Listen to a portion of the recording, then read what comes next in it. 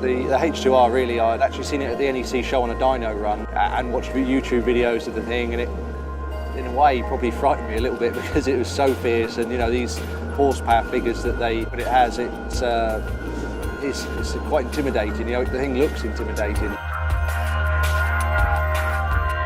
The boys had run the bike up and got up to temperature, and I sat on the thing. I'd only sat on the thing in static in the awning, you know, so to sit on something running and the feel through the throttle of that thing is fierce. It's so responsive and angry, so it's quite intimidating. But you know, we headed off down Bray Hill, and well, as soon as I dropped the clutch, to be honest, the thing was so responsive.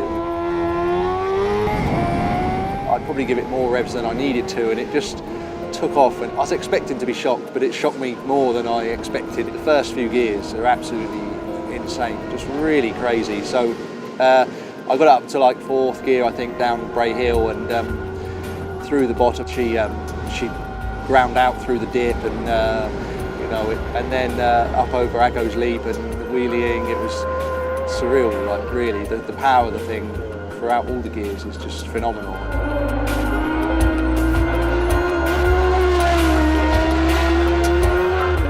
Left the Balagary section down the hill towards Crosby, and really got the thing singing, and the first time up to 6th gear, and heading up towards past the pub and the jump at the top of Crosby, and I was a little envious really of the people at the side of the road. There was a big crowd there and either side, and I wanted to know what it sounded like coming past there, you know, because I don't think you could be human if your hairs weren't standing up when that came past in 6th gear singing.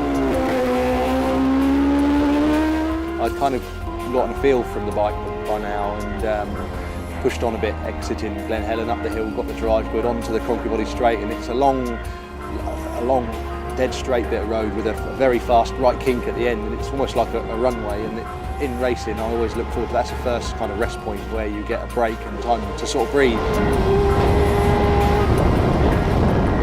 The Kurt Michael section is another section I always look forward to, and I think especially for the fans and people just spectating on the TV is there's a bit of a reality check, because you know this track is closed for motorcycle racing, and the rest of the year that's just a small village with a 30-mile-an-hour speed limit, post offices and cars parked down the side of the road. So you know, you get a real feel for the speed, because you're sort of, there's curbs, pavements, and then it's brick walls each side.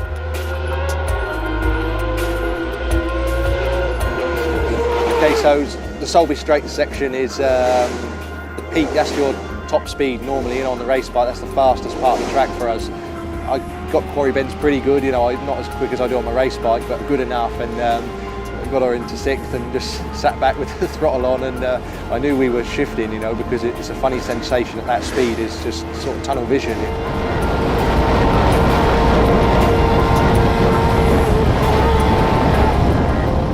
The GPS speed was 206.9, so that was interesting.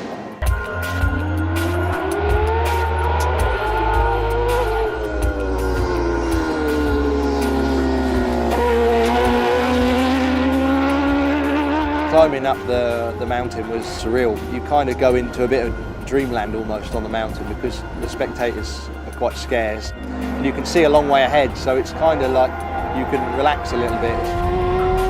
It was quite nice just to kind of take in what was actually happening, you know, and by that time we'd done 25 miles and more, and I felt pretty good with the bike.